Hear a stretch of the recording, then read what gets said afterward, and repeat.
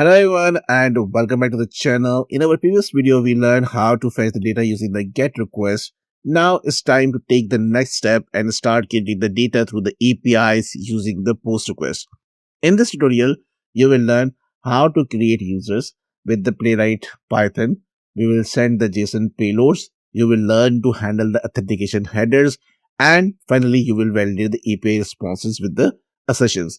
So by the end of this video, you will be able to automate real-world user creation APIs and verify that your data is created successfully. So let's begin. The first thing you need to do is that you need to sign up so that you can have the authentication token. And without that, you cannot hit this API. And then what you need to do is that you need to go to this console. And here you need to go and select this create user, and this is a post call. So when you click on this one, it will select the post, and this is the complete URL. And here in the body, so this is the body which we need to send. So basically we need to tell this API what should be the name of the user we are creating, the email address, gender, and the status. And it should have authentication. So once you will be logged in, you will get the authentication token like this one. And then you need to send the request. So as soon as you click on this send button over here, you will get a response. So currently you see that it says the user is already exist because of this email. And so what I'll do is that instead of this one, so I will change the email to something different and now hit again. So user should get created, and the response code, because we are creating the data, so this time it should not be 200, it should be 201. So you can see that the response code is 201 and we got this response from the server. And this is the ID of the user, name, email, gender, and status is active. So the user is now being created on the server using this post call. Now let's go to the PyCharm and let's automate this one using Playwright Python. So let me open the PyCharm over here.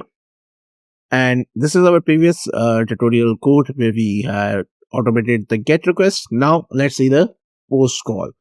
So what I'll do is that let me create one new test file, right click, new Python, and I'll say test underscore post API. And instead of writing the whole code from the scratch, so what I'll do is that let me copy this complete code and paste it over here. And now, first thing is that we need to change the name of this particular test. So it's not a get user, it's basically create user, right? And we need to change the URL if there's a different URL. So let's see. So this is a URL. Copy this one from here, go back here, and provide the URL over here. Now, once you have provided the URL, what else you need? You basically need a payload, right? We need to send a data. So this is a body which we need to send. Okay, so we need to create this first. So if I go back and show you this previous code, so we were creating the URL and then we were sending the requests with the headers. Now in this particular post call, we also need to send the body with the headers, right?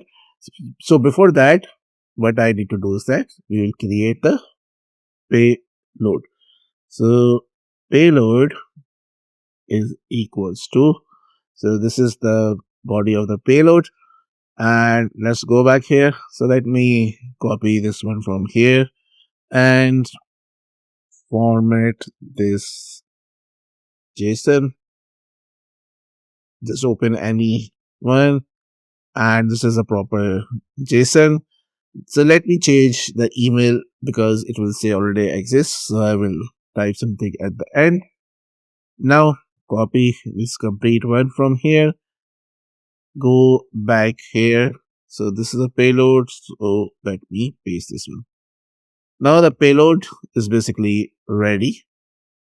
And we need to set the alignment of the code. So now our payload is ready and we can now set up the headers. So you can set up the headers separately or with the response like this one. But the better approach is that just like I separately created the payload, just have the headers over here. So what I'll do is that I'll copy this complete and paste this over here. Now we have defined the payload, we have headers, and in headers we have authorization, bearer token, and these things. And besides this thing, if I go back over here into this one, so there's no separate headers. So we have two headers, we are good to go. So two headers, and we have the payload. Now response is basically equals to, let me remove this line of code from here and this. So basically now this request is not the get, this is the post. So dot post, and inside this one basically we need to send the URL, payload, and headers. So if we go here, we have this URL, so copy this one and paste it over here, comma, then data. Basically we need to tell the data, okay, this API will take this body or this data. So data is equals to, which is defined over here as a payload. So payload, and then we have headers. So headers equals to headers. Now this is a complete request. It's a post request. This post request will contain URL, the data, and the header, and whatever we got in the response will save in this response. Now once we get the response, we will do the assertion. So I will remove all these assertions from here, and let's start with the very basic assertion, which is the status code. So assert response dot status equals to 201. But first let me change this to 200 and show you the assertion is failing. And here let me run this one. So get test underscore create underscore user and run this one and see what happens. So it should get executed, and then it should also fail because in the response we are getting the status code which is 201. 201 means created, and we are expecting here it's 200. So obviously this is not the 200, and in this scenario it should fail. And you see that our assertion got failed over here. We are expecting 200, but in actual we received 201. So if I change to 201 and run this one again, now this time this test should pass. But the problem here is that this 422, right? And 422 means that this user already exists. So right now I'm manually changing this one, but in our upcoming sessions, I will show you how you can pass this value dynamically. Also, I will show you how to make this test data driven. So I will show both of these in our separate tutorials. Right now, I'm just changing it manually so that we can see the execution. So run this one. Now the test is passed. Now, so this is the basic one, and let me change this one so that it should not fail again. And again, you see that this is a problem. So we'll fix in our upcoming tutorial. So I'll show you how you can make it dynamic or how we can use the external data to automate this or make this data driven. Okay. Now it should assert response should be okay. So basically this is which we already learned. So it should be okay. And we are referring to once we hit this one. So 200 or 200 means the request is okay. Now If I go back here, we can also get the user details. We can verify the particular user details because we are creating the user, right? So what I'll do is that from the response, I will say user equals to response dot, because it's a JSON. And now let me print this detail for you and run this one and see what happens. And you see that the newly created user data got printed over here, right?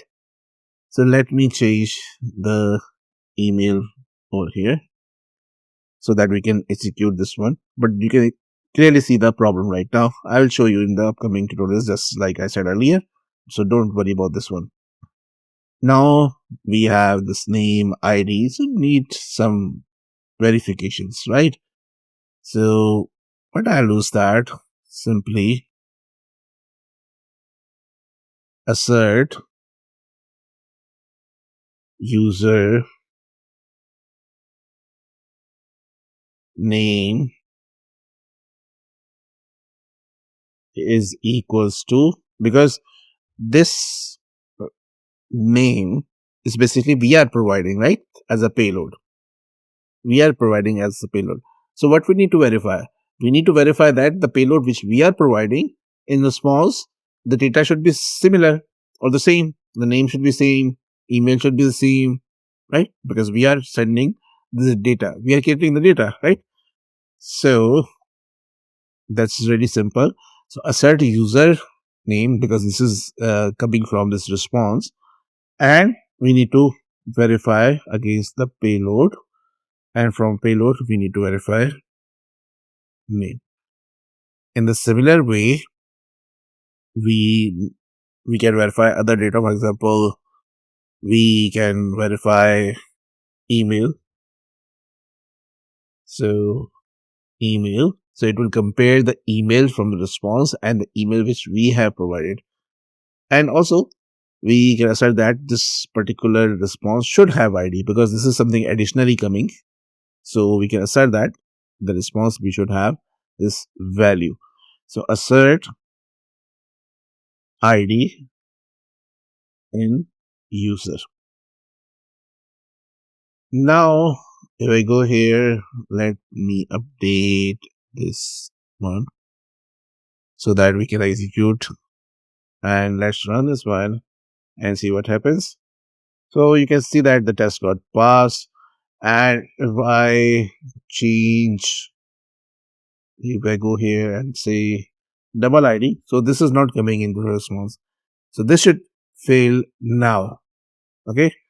So if I run this one, so but this got failed to the 422. So let me update the email here, and let's run this one again. And here you see that this assertion is failed. So there is nothing coming in the response which has IDD. We have ID, but we don't have IDD in the response. So if you want to put more assertions, just go and check my previous tutorial where I showed different ways, different things of verifying the data, like how to verify the ID. There are so many things I covered in terms of the assertions. So just go and look into this one.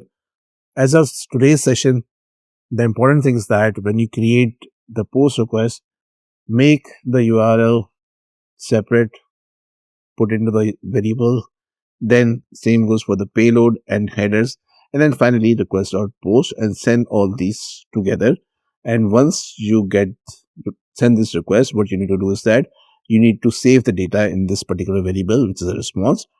And through that, you can verify that the status is basically whatever you want. In this case, 201. Then JSON, so that we can verify the data which we are sending and which we are getting in the response. So that's how you can work with the post request in the Playwright Python.